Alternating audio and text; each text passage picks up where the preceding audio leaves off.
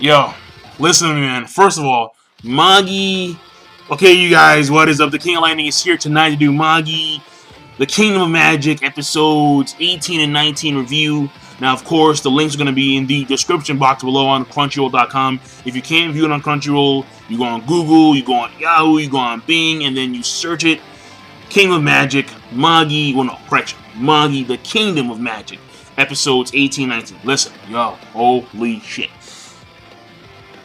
To me, I think one of the best parts in episode 18. So let me start at episode 18 because episode 18 was amazing. All right, they're both very good episodes. Now, granted, all right, I'm gonna nitpick when it comes to 19 because 19. No, I'm gonna nitpick the entire war. Well, battle because it's not really a war; it's a battle. The thing is that when it came to, you know how, like, we have Scheherazade, and she's explaining how, like, the people, they can stand on their own, they don't need magic, and we see the people are actually using, like, explosives.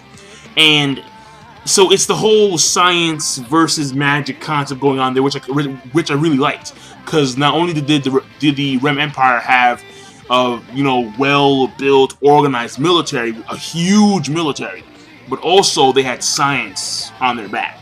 And they had these explosives that they would drop on the barrier, and they had flying machines. So you could see there's a lot of technology behind the Lem/Rem Empire.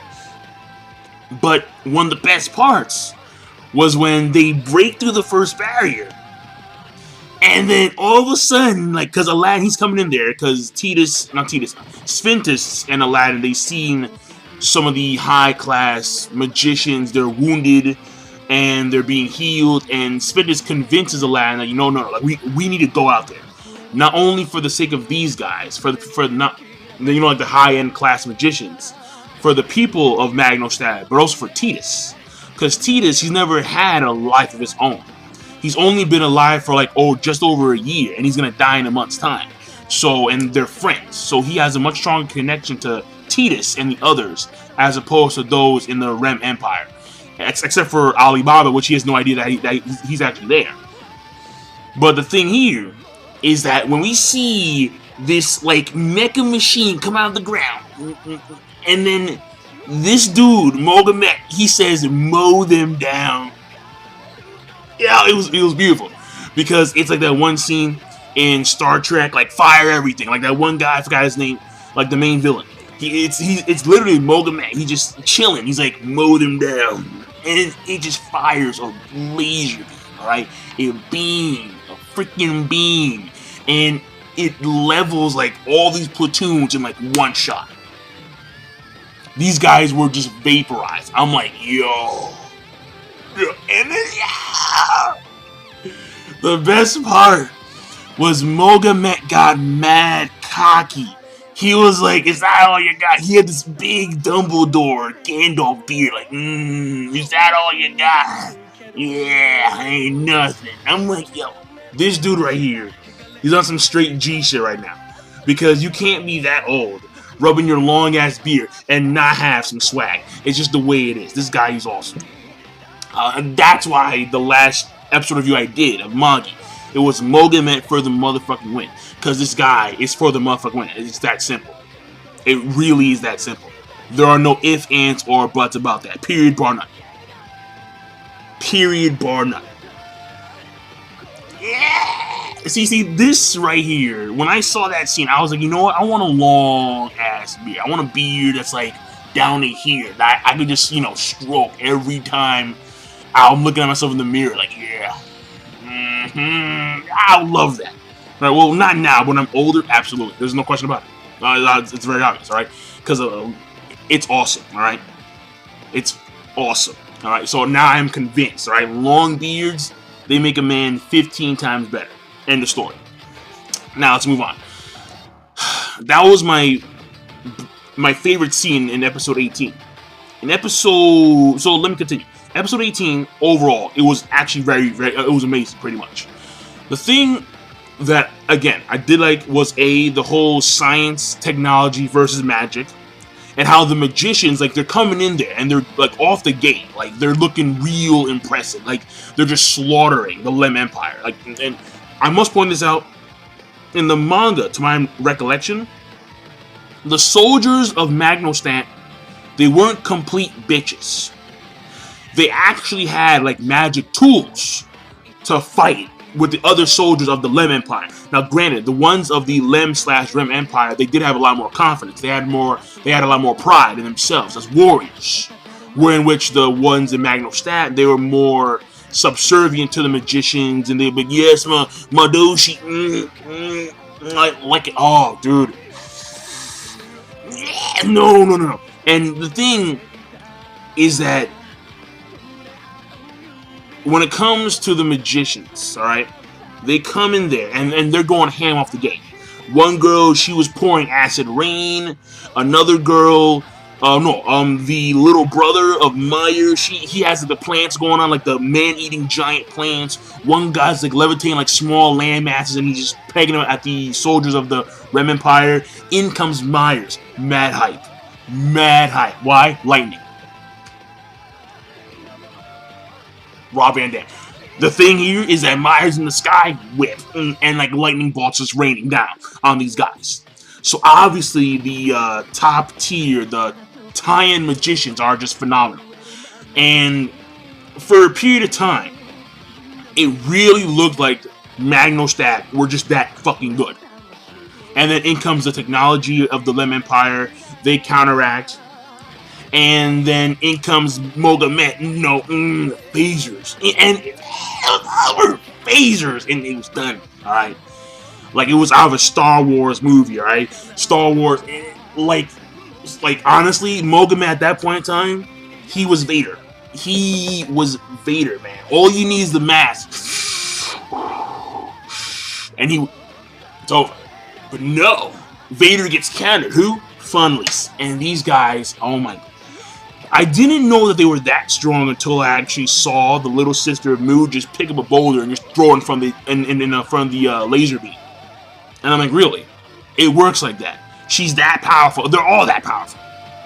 And they're just mowing down the soldiers of Magnostat, including most of the magicians. They're just mowing them down. I mean, the finalists that come in there like, yeah, punch. The one guy who looks like Zebra, obviously Zebra knockoff, he loves it. He lusts for battle, alright? I mean, this guy gets a straight up boner. He's like Hisoka, okay? He gets really hard, alright? Like 9, he goes from 3 to 9 in a heartbeat because he's seeing blood rain down his face. This guy loves it. And we have the little sister of Mu. She's trying to, seem sophisticated, seem well-mannered, and then these guys pack her, she flips the switch, she goes AWOL, she goes crazy, okay?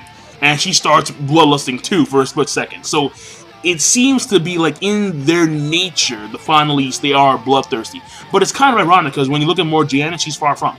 Morgiana, she's a strong fighter, but she's not like hardcore, I want blood and gore, no. Like, in fact, she's very humble. She just kicks and punches and snaps your neck, but she's very stoic about it. Like, there are no real like emotions when it comes to Morgiana for the most part. Where which these Fanalis, no, they want the blood. They want the rain of blood and guts. So, honestly, to each his own. So, but they come in there and they're owning. And they wind up getting past like the second barrier, or like they wind up advancing further into the area of the second barrier, and they wind up taking out most of the magicians. And then Tidus, he finally has a one-on-one kind of with Mu. Mu spanks him, and so it kind of shows you just how quintessential having a metal vessel. Well, then no, the Fanalis themselves are hacks. All right, they are very powerful. Not hacks. They're just extremely powerful. I mean, you see Mu with one hand, and like the force of his hand sent like debris into the actual sky, and then he was jumping on the debris to reach Tidus, who was in the air. And I'm like, bro, and it was all casual. He was like, yeah, okay, I'm coming for you. I'm like, what the fuck? This guy. So they're extraordinarily powerful. But in comes Aladdin, of course. Aladdin, once he came in there, it was game up. It was game time.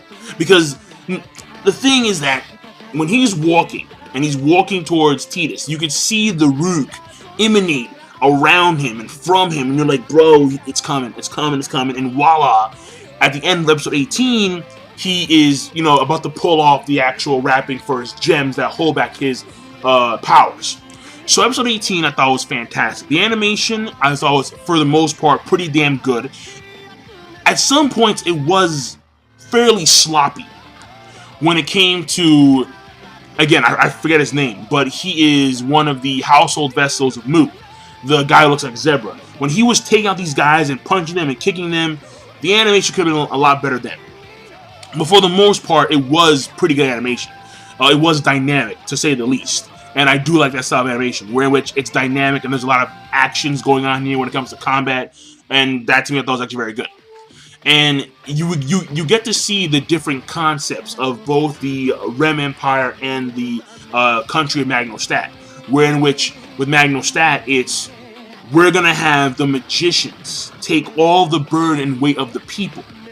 And the people don't have to worry that much because the magicians are always going to be the foundation of the country. It is the notions that magicians should be the one to lead the world into peace and prosperity because that is what they truly desire, and they never seek war, they never seek land, they only seek knowledge. Knowledge to strengthen their minds and so on and so forth. Where which you see the Rem Empire, and they are, okay, so the people are going to stand for themselves, alright? No one is superior than the other. It's we as a whole country, we're a unit, alright? We're going to strive for greatness as a unit. And we're going to build upon certain aspects of our country, like technology, like bringing the Fanalis Corps, strengthening the country, bringing more unification, and we're going to build in that notion. Now, again, like you see these two concepts clash. And to be quite honest, the Lem Empire have the better concept. But at this point in time, Magnostat's just cooler. Like, they really are. Like, I like the Fanalis Corps. I like the Fanalis Corps a lot. But they're just cooler, Magnostat. Because Mogamet's there, alright? Ganondorf is there, alright? Ganondorf. Dumbledore. He's there, okay? He's just real cool and shit. And I love him. I love him. I love him. So, let's move on. When it comes to episode 19, okay, this is where I nitpick. If you go back to episode 1, you look at the scene, just compare the scenes. Compare the scene where Aladdin, he's taking in the Rook, and then he has the 3 Ugo giants, and then he says, Hadi Hadin for God, and then he fires the wave. The 3 fire waves. Now, when it comes to the episode 19, it's manga correct. That's what actually happened in the manga, alright? In the manga, it was just, it was a warning shot, alright? It was one hell of a warning shot. When you have these giant fire waves that extend from where he was to the actual shore, and beyond the shore, beyond the fleets of the Lem Empire, with just 3 Ugo giants. And it was, what the fuck? And that actually happened in the manga. When you look at the anime, at the first episode, yo, the first episode was just, it was hype city. It was hype city, bro. You were like, whoa. Because the 3 Ugos, they fire their flame pillars at, like, this, like, hill mountain thing on the side. And they blow it up, they vaporize it. And, like, there's this giant flame wave that goes into the sky. And then everyone sees it. Cohen sees it, Sinbad sees it, Yunan and Morgiana see it, and you're like, what the fuck? And there's mad hype on that. So when you compare it to episode 1, honestly, it's not as good. Alright, I'll be very honest. It's just not as good. But nonetheless, that scene was still pretty good in of itself. That's truth be told. And when you see Aladdin at first, when he takes out the gems from his forearms, well, first of all, I must say it looked very painful because his skin, like came out with the gem. And you're like, oh no, like, oh, whoa! It looked very painful. Oh my god! But he takes out the gems from his forearm, and he can't absorb the Rook immediately because it's been so long. So for a period of time, it's just Fanalis corpse versus magicians. You don't even see the regular Magnusat soldier anymore, which again, I must point out that they actually had some role in which the regular soldier Magnusat, they actually had magic tools, and they weren't pure bitches. They were bitches, but they weren't pure bitches. So they were like, they were on their hind legs. They weren't on all fours. You feel me? Alright, you got me? Now, let's move on. The thing, yo, the Fanalis corpse fucked the magicians up bad. Alright? It was bad. It was a one-sided massacre. Because the Borgs of most magicians couldn't handle the attacks of the Fanalis. There was one point in particular where the little sister of Moo, she actually kicked some random guy's Borg. And the Borg didn't break at first. In comes Moo himself from the back. Like, he breaks that shit. And he's just coasting in the air with his sis. Like it's cool. Like she's like horizontal in the air. He's like falling down like face first. He's like, you know, hey, by the way, the Borgs, it depends on the Magor, you know. The more Magor, the stronger the Borg. Sometimes they're like steel. If there's a Magi here, we can't break their barrier if we have a household, unless we have a household or metal vessel. I'm like, dude, like, yo, a little bit too calm in the air right now. But it just shows you their mentality in battle. It shows you just how powerful they are physically by themselves. Without any households or metal vessels, they're just powerful in themselves. And it's scary. Like, it makes you really wonder, how in the fuck could Fanalis ever be captured and used as slaves?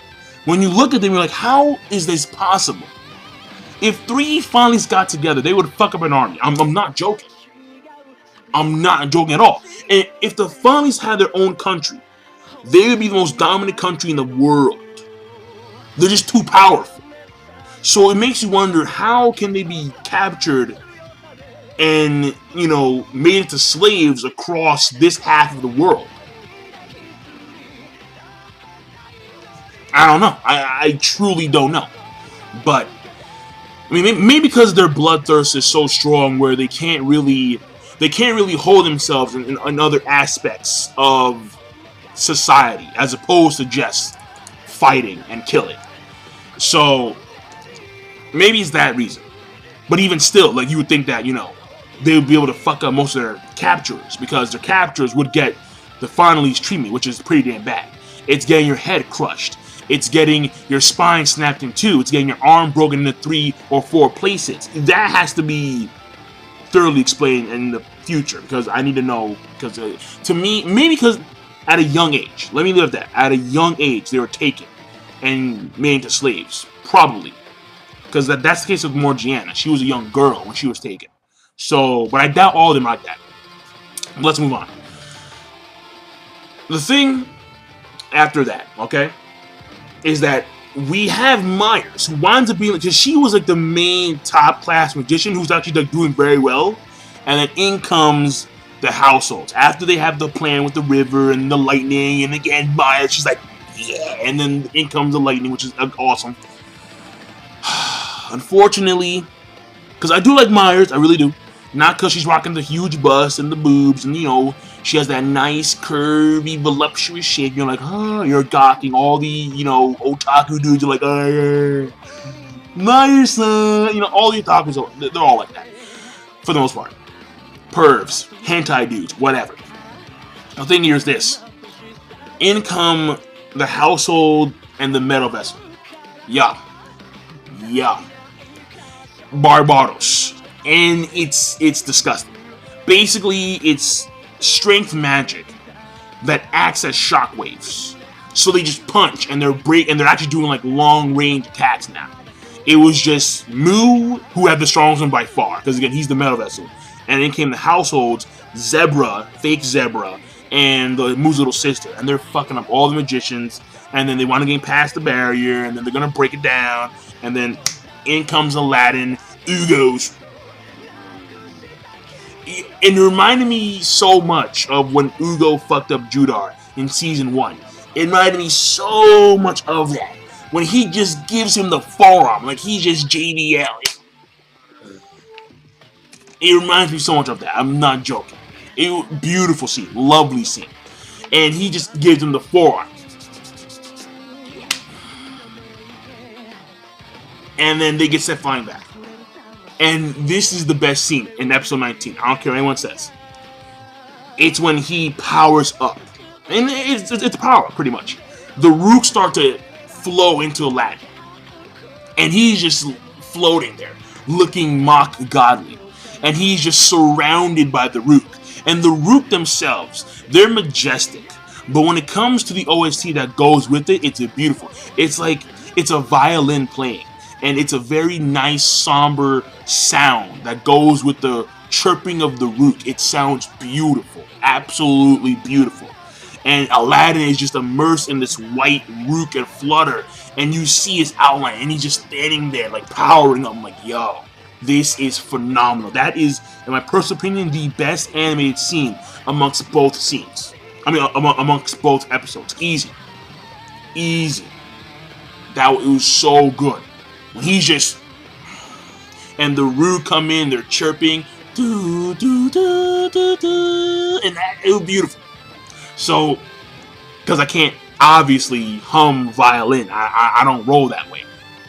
I tried, but I don't roll that way. So, after that, basically, he just pushes them all back by breaking apart the Ugos. After the whole fire intimidation shot, he pushes them back with a wave of sand because the Ugos break down, and he doesn't attack the soldiers of the Rem Empire directly. More so, he attacks their spirit. He shatters their will to continue, because once they're pushed back to the shoreline, Mogamet, he rebuilds the barriers around Magnostat. And what that causes is it causes the soldiers' mindset to waver greatly, because all the work they put into trying to move forward into this country, all the work, all the effort, all the lives lost seem to be for naught. And they waver, and a lot of them actually start to fall on the ground, and they lost with the fight. But we see Mu at the end, and Mu's like, yo. And he has his sword up, and we see the symbol, Solomon, and it starts to glow. So the episode rating overall was also amazing. So overall, these two episodes are going to get a rating of amazing. This battle so far, because I mean, they call it a war, but I noticed that a lot when in some manga they would say a war, where with the war would be like one battle, like 1 day, 1 hour, like 2 hours. Like, that's not a war. A war is like months, years of combat, maybe a week. You can call a week-long battle a war. You can kind of do that, yeah. But still, let me not get too specific. The thing here is basically, simply put, when it came to this particular episode, even though it didn't match exactly what happened in the opening of the first episode of this series, of this season 2, the thing is that it was still correct, and it coincided with the manga, despite the fact that they did miss a few scenes. Like, again, the fact that the soldiers of Magnostat weren't completely, like, defenseless. In fact, the episodes made the soldiers seem like they were irrelevant, like they were useless, where in fact they were not. Now, I must point out that we do see Mogamet, he's actually using the rook of the people that live in like level 5. And they are on the verge of death because he's using the freaking phaser cannon thing. So, obviously not a good move, because people are going to die in their own country. And it'd be ironic if they were going to die when the war was being fought to protect them. So, that obviously wasn't a good move. But at the time, it was pretty damn awesome nonetheless. And when it comes to episode 19, the animation overall I thought was phenomenal. We are making story progression, because Aladdin, he has pretty much pushed back the entire army of the Rem Empire. But Mu Al-Aquz is still in the game. And Alibaba, he is now starting to, get in the... he's starting to now... actually put himself in this confrontation, because she has a gut feeling that Aladdin is in the middle of all this. He saw the fire pillars, he saw the fire waves come his way. He sees the rook, because the rook was there was so much rook where in which it was visible by even regular humans. So again, the thing is that now Alibaba may hop in the fray. We don't know how that's going to work out exactly. And we did not get to see the Co-Empire. Where Sinbad is, we don't know, but we do know that they've heard word, obviously. And I'll leave it at that for now. So there is story progression. Character, let me touch upon that real quick. Character development. We do find out a little more about Mu'ala Q's, at least when it comes to combat. Alright, as a person in combat, he's very calm, very cool, collected. Alright, he is a true leader. Alright, he's a true blood leader. That's undeniable. But when it comes to character development, not really when it comes to Aladdin either. But actually, I'll kind of lead more towards the character of Tidus, and when it comes to Scheherazade, they actually get quite a bit of character development. Scheherazade, for the most part, because we actually see what she's done for her country. We see her connection with the people directly, and what she's done for them, for not only in her reign, but also in the future. How she has led, how she's given them the foundation to prosper for the future, something that we didn't see before. So that was good. That was good. So overall ratings are amazing and amazing. So overall, again, is amazing.